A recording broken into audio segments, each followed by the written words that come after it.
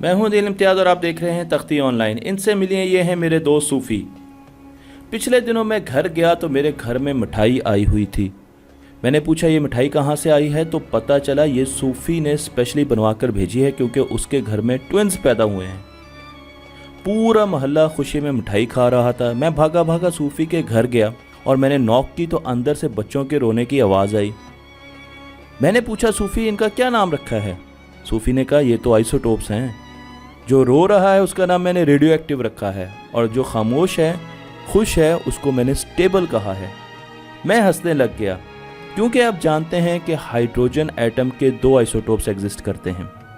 Normal hydrogen atom को देखें तो उसमें एक प्रोटॉन और एक इलेक्ट्रॉन होता है, लेकिन अगर आप उनके आइसोटोप्स को देखें तो उसमें न्यूट्रॉन की तादाद बढ़ती रहेगी। पहले आइसोटोप में न्यूट्रॉन आ जाएगा जबकि दूसरे आइसोटोप में न्यूट्रॉन की तादाद 2 हो जाएगी, तो इस तरीके से उनका मैस नंबर भी बढ़ता रहेगा। अगर आप कार्बन के आइसोटोप्स को देखें तो कार्बन का जो नॉर्मल एटम होता है उसको C12 या कार्बन 12 कहते हैं, जो कि 98% बल्कि 99% हमारी दुनिया में मौजूद होता है। दरख्तों में, जानवरों में, इंसानों में हम सब कार्बन से मिलकर बनते हैं, जिसमें 6 प्रोटॉन्स और 6 न्यूट्रॉन्स होते हैं। लेकिन उसके पहले आइसोटोप में 1 न्यूट्रॉन बढ़ जाता है तो 7 न्यूट्रॉन और 6 प्रोटॉन्स हो जाते हैं, और ये बहुत कम 1% एग्जिस्ट करता है दुनिया में। और अगर आप उसके दूसरे आइसोटोप को देखें जो कि रेडियो एक्टिव आइसोटोप है, उसमें न्यूट्रॉन्स 2 बढ़ जाते हैं, तो 8 न्यूट्रॉन्स हो जाते हैं और 6 प्रोटॉन्स हो जाते हैं, और इसे कार्बन 14 कहा जाता है। यूरेनियम एक रेडियो एक्टिव एलिमेंट है। इसके तीनों एटम्स, दोनों आइसोटोप और ये खुद रेडियो एक्टिव हैं। और अगर आप इसका पहला एटम देखें तो उसमें 92 प्रोटॉन्स और 143 न्यूट्रॉन्स हैं। देखिए न्यूट्रॉन्स कितने ज़्यादा हैं प्रोटॉन से। दूसरा एटम अगर आप उसका देखें तो उसमें 146 न्यूट्रॉन्स हैं, स्टिल बहुत ज़्यादा हैं, और तीसरे में 142 न्यूट्रॉन्स हैं प्रोटॉन से। इसको यूरेनियम 234 कहते हैं, 238 कहते हैं और यूरेनियम 235 कहते हैं। तो यूरेनियम 238 हमारी दुनिया में बहुत ज़्यादा पाया जाता है। हम जब भी किसी एटम के न्यूक्लियस की बात करते हैं उसमें न्यूट्रॉन्स और प्रोटॉन्स की तादाद जैसे जैसे बढ़ेगी तो उसकी बाइंडिंग एनर्जी भी बढ़ेगी, और इसका मतलब ये है कि उसमें से किसी भी न्यूक्लियॉन का मतलब किसी भी प्रोटॉन या न्यूट्रॉन की बात हो रही है तो उनको निकालने के लिए बहुत ज़्यादा एनर्जी चाहिए। अब जैसे जैसे न्यूक्लियस का साइज़ बढ़ेगा उसकी बाइंडिंग एनर्जी बढ़ेगी। फेरस, आयरन सबसे ज़्यादा स्टेबल एटम होता है, और उसके बाद जब साइज़ बढ़ता है तो ये क्या, बाइंडिंग एनर्जी तो कम हो रही है। इसका मतलब यह है कि यहाँ पर न्यूट्रॉन्स इतने बढ़ चुके हैं कि ये एटम अनस्टेबल हो चुके हैं, और अनस्टेबल एटम में से आप किसी भी न्यूक्लियॉन को यानी प्रोटॉन और न्यूट्रॉन को निकाल सकते हैं। जैसे कि ये हाथी फुटबॉल पर खड़े होने की कोशिश कर रहा है और अनस्टेबल है, कभी भी गिर सकता है। अगर तमाम एटम्स के न्यूक्लियस में जितने प्रोटॉन्स और जितने न्यूट्रॉन्स होते वो सेम होते तो हमारे पास एक स्ट्रेट लाइन आती, 40 न्यूट्रॉन और 40 प्रोटॉन, 100 न्यूट्रॉन्स एंड 100 प्रोटॉन्स। लेकिन एक्चुअली ऐसा होता नहीं है। नंबर ऑफ़ न्यूट्रॉन्स बढ़ जाते हैं, और जब न्यूट्रॉन्स बढ़ना शुरू होते हैं तो आपके पास ये कर्व आता है, और एक लेवल पर, एक थ्रेशोल्ड पर जाके ये कर्व अनस्टेबल हो जाता है, एटम्स अनस्टेबल हो जाते हैं, जैसे कि आपको तस्वीर में नज़र आ रहा है। तो फिर अब एटम क्या करे जब वो अनस्टेबल हो रहा है, उसको रेडियो एक्टिव डिके करना पड़ता है, उसको अपने आप को स्लिम करना पड़ता है, कुछ वेट लूज़ करना पड़ता है ताकि वो स्टेबल हो सके। 3 किस्म के रेडियो एक्टिव डिके होते हैं। एक पहला होता है जिसे अल्फ़ा कहा जाता है, फिर बीटा कहा जाता है, फिर गैमा कहा जाता है।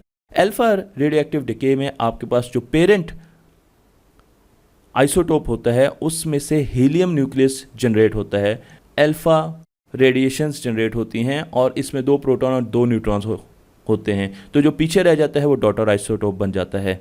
तो यकीनन इसमें आपके एटम की आइडेंटिटी चेंज हो जाएगी, तो ये वो एटम नहीं रहेगा जो पहले पेरेंट एटम था। इसी तरीके से बीटा जो डिके होता है उसमें आपके पास इलेक्ट्रॉन एक जनरेट होता है और डॉटर आइसोटोप बन जाता है। आप हैरान होंगे कि न्यूक्लियस के बीच में प्रोटॉन्स और न्यूट्रॉन्स मिलकर एटम के इलेक्ट्रॉन कैसे जनरेट कर सकते हैं, तो ये मैं आपको डिटेल में बताऊंगा। इसी तरीके से जो तीसरा हमारे पास रेडियो एक्टिव डिके होता है उसको गैमा कहते हैं, और उसमें आपके पास एटम की साख्त आइडेंटिटी चेंज नहीं होती, वो सिर्फ फोटॉन्स को रेडिएट करता है और प्रोटॉन्स और न्यूट्रॉन्स के नंबर्स वही रहते हैं। तो आपका न्यूक्लियस वही रहता है, सिर्फ आप एनर्जी जनरेट कर देते हैं। मेरे पास रेडियम मौजूद है। अब जैसे रेडियम डिके करेगा तो वो अल्फ़ा पार्टिकल जनरेट करेगा, और अब पीछे क्या रह गया, अब मेरे पास रेडॉन रह गया है। इसी तरीके से आप यहाँ पे यूरेनियम को भी देख सकते हैं कि जब वो अल्फ़ा डिके करता है तो वो एक हीलियम न्यूक्लियस को जनरेट करता है जिसे अल्फ़ा पार्टिकल्स कहते हैं, और उसके साथ जो हमारे पास दूसरा एलिमेंट बचता है थोरियम, वो डिफरेंट होता है। बीटा डिके दो किस्म के होते हैं, बीटा माइनस डिके होता है, बीटा प्लस डिके होता है। और इसमें अगर आप देखें 6 प्रोटॉन 8 न्यूट्रॉन्स हैं। जैसे ही बीटा डिके हुआ तो 7 प्रोटॉन 7 न्यूट्रॉन, एक न्यूट्रॉन प्रोटॉन में बदल गया और हमारे पास एंटी न्यूट्रिनो और इलेक्ट्रॉन जनरेट हो गए।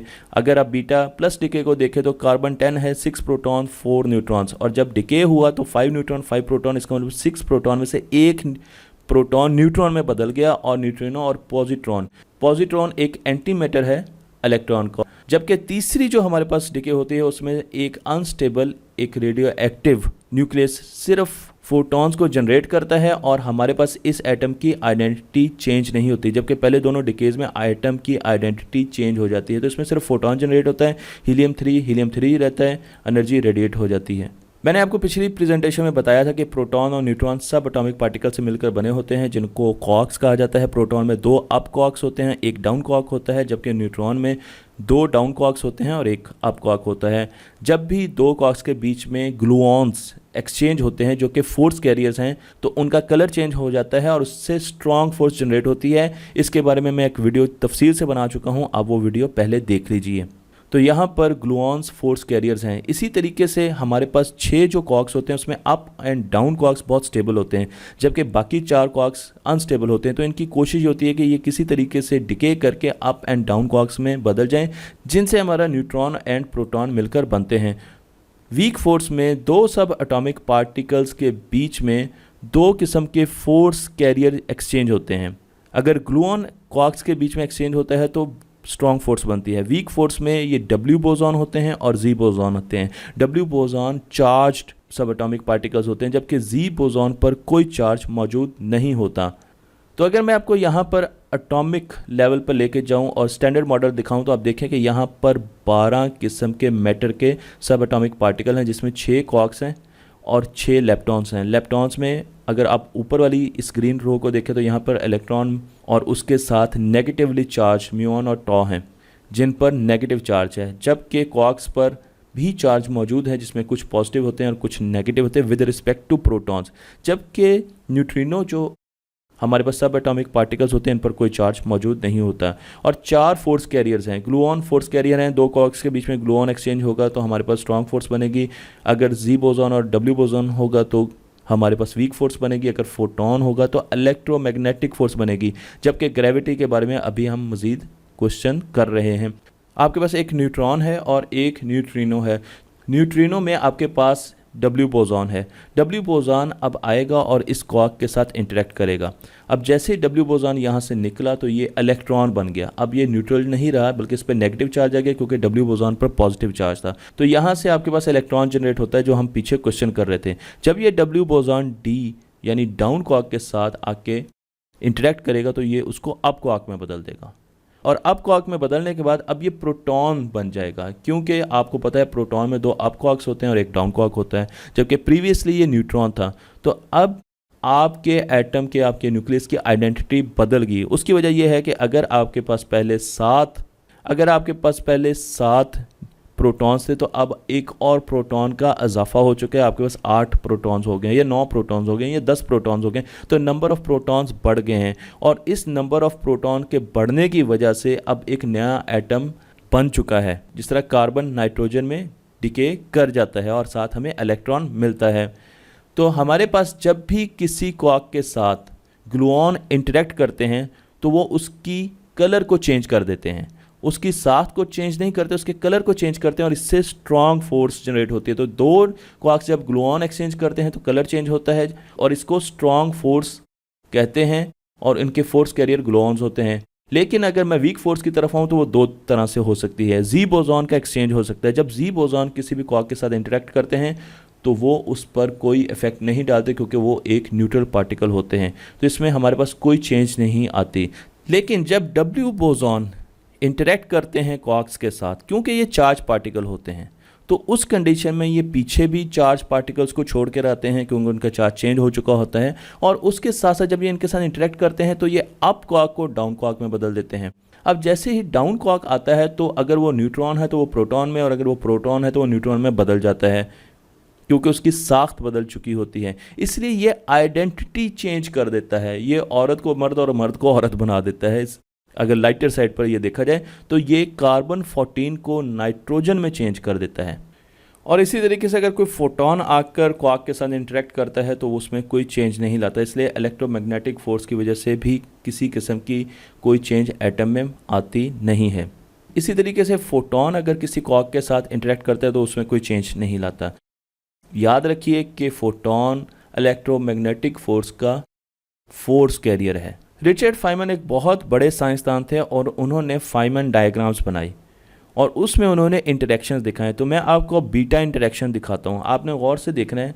यहाँ से आपके पास एक न्यूट्रॉन शुरू होता है और यहाँ पर वो डब्ल्यू बोसॉन एमिट करता है और उसके साथ वो चेंज हो जाता है प्रोटॉन में। यहाँ से देखिए ये न्यूट्रॉन था और जैसे उसने डब्ल्यू बोसॉन एमिट किया तो वो आगे न्यूट्रिनो और इलेक्ट्रॉन में चेंज हुआ और वो प्रोटॉन बन गया। ये वही चीज़ है जो मैंने आपको इस डिके में दिखाई थी कि आपके पास यहाँ पर कार्बन 14 है और बीटा डिके है, तो उसके बाद आपके पास एक एंटी न्यूट्रिनो बनता है यहाँ पर और एक इलेक्ट्रॉन बन जाता है। और इस चीज़ को दिखाने के लिए इन डायग्राम्स का सहारा लिया जाता है। इसी तरीके से अगर बीटा प्लस डिके देखें तो उसमें आपके पास कार्बन है, अगर आप देखें तो प्रोटॉन है और एक प्रोटॉन न्यूट्रॉन में बदलता है और उसके साथ आपके पास न्यूट्रिनो और पॉजिट्रॉन रेडिएट होते हैं। तो यहाँ से आप इन ड्राइंग से इन डिकेज को देख सकते हैं। इसी तरीके से जो न्यूट्रिनो और न्यूट्रॉन का इंटरेक्शन जो हमने डिस्कस किया था वो भी आप देख सकते हैं कि न्यूट्रॉन शुरू होता है, फिर डब्ल्यू बोसॉन आता है और उससे एक बीटा पार्टिकल जनरेट होता है और आपके पास इन द एंड प्रोटॉन बन जाता है न्यूट्रॉन से।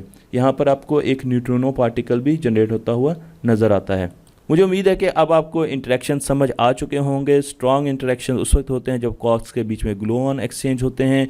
वीक इंटरेक्शन कई किस्म के होते हैं जो मैंने आपको यहाँ पर दिखाए हैं। और इलेक्ट्रोमैग्नेटिक इंटरेक्शन उस वक्त होते हैं जब फोटोन एक्सचेंज होते हैं सब एटॉमिक पार्टिकल्स में। वीक इंटरेक्शन की दो किस्में होती हैं, एक किस्म जिसमें जी बोसॉन एक्सचेंज होते हैं और दूसरी किस्म वो है जिसमें डब्ल्यू बोसॉन एक्सचेंज होते हैं। और डब्ल्यू बोसॉन जब एक्सचेंज होते हैं तो एटम की साख्त, एटम की आइडेंटिटी बदल जाती है। अगर आपको ये वीडियो पसंद आई है तो मेरे चैनल को लाइक कीजिए, शेयर कीजिए और दूसरों तक पहुंचाइए।